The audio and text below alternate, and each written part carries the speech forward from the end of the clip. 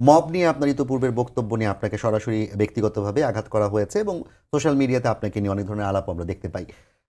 আপনি আসলে যেগুলো বলছেন, সেগুলো কি আপনার ব্যক্তিগত জায়গা থেকেই বলছেন না এগুলো মিন করেই বলছেন?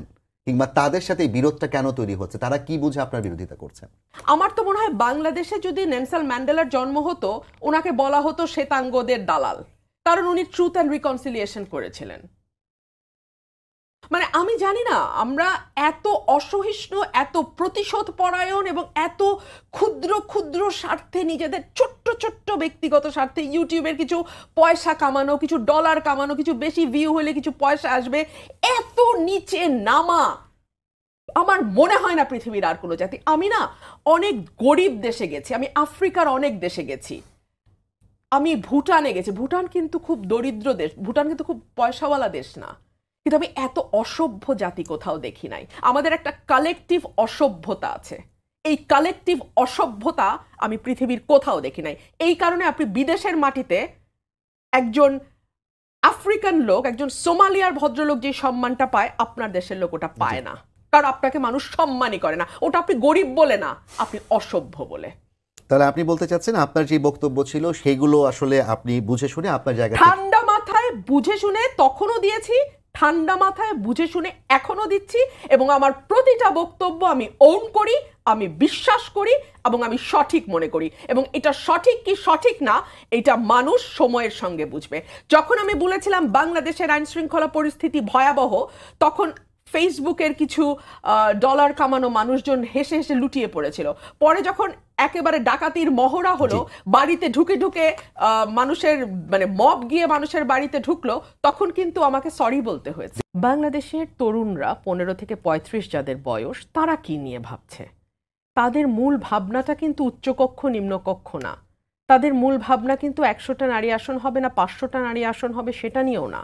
তাদের মূল ভাবনা কিন্তু ফার্স্ট পাস দ্য পোস্ট হবে নাকি প্রপোর্শনাল রিপ্রেজেন্টেশন হবে সেটাও না।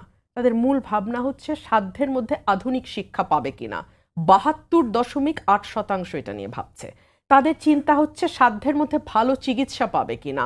67.1% এটা নিয়ে ভাবছে। দুর্নীতি এবং স্বজনপ্রীতির অবসান হবে কিনা 65% ভাবছে।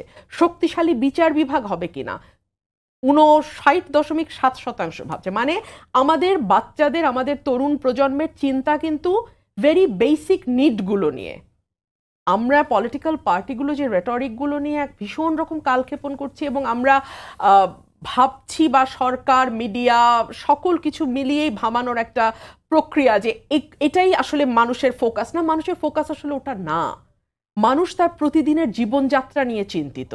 শিক্ষা, স্বাস্থ্য, চিকিৎসা, আইন শৃঙ্খলা পরিস্থিতি, সুষ্ঠু বিচারটা সে পাবে কিনা সেটা নিয়ে সে চিন্তিত। কিন্তু আপা যেটা আপনি বলছেন মানুষ চিন্তিত, এবং সংস্কার কমিশন, প্রত্যেকটা সংস্কার কমিশন, শিক্ষা খাতে তো সংস্কার কমিশন হয়ই না, এবং চিকিৎসা খাত করতে পারেননি তারা।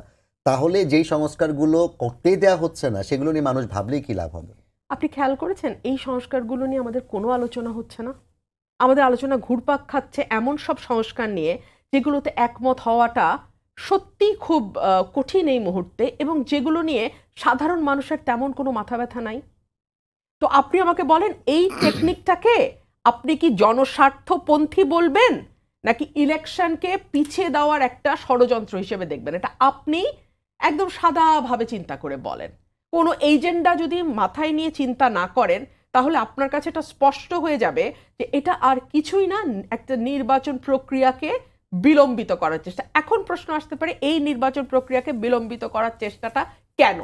এই মুহূর্তে বাংলাদেশে যদি একটা নির্বাচন হয়, এনসিপি হচ্ছে তরুণদের একটা সংগঠন, সেই তরুণদেরই জরিপ বলছে যে অলমোস্ট 39% তরুণ তারা বিএনপিকে ভোট দেবে, আর তরুণদের দলকে দেবে 15%। কিন্তু তরুণরা, এই তরুণদের যে দল নতুন গঠিত হয়েছে, তারা তো এখন সকল রকম সুযোগ সুবিধা পাচ্ছে। আমি একটা সুযোগ সুবিধার উদাহরণ দিই, সুবিধাটা পাওয়াতে আমি খুশি হয়েছি, সেই জন্য উদাহরণটা আমি দিচ্ছি। তাসনিম জারা একজন মানে প্রমিনেন্ট নেত্রী এনসিপির, তার ব্যাপারে অবমাননাকর মন্তব্য করার জন্য একজনকে মানে আইনের আওতায় আনা হয়েছে, এবং সম্ভবত তাকে বরখাস্তও করা হবে। না, সার্জিস আলমের বিরুদ্ধে বোধহয় একজন পোস্ট দিয়েছিলেন সরকারি কর্মকর্তা, তাকেও হচ্ছে। জি, গত 15 বছরে এবং গত 1 বছরে আমাকে নিয়ে কি অস্বাভাবিক রকম নোংরামি হয়েছে অনলাইনে? একটা বিচার আপনি দেখাতে পারবেন? আপনি কি মনে করেন মানুষ এগুলো লক্ষ্য করে না? মানুষ করে। তার প্রমাণ কি জানেন? তার প্রমাণ হচ্ছে এই যে ৫৯% একটা নিরপেক্ষ পক্ষপাতহীন বিচার বিভাগ নিয়ে চিন্তিত।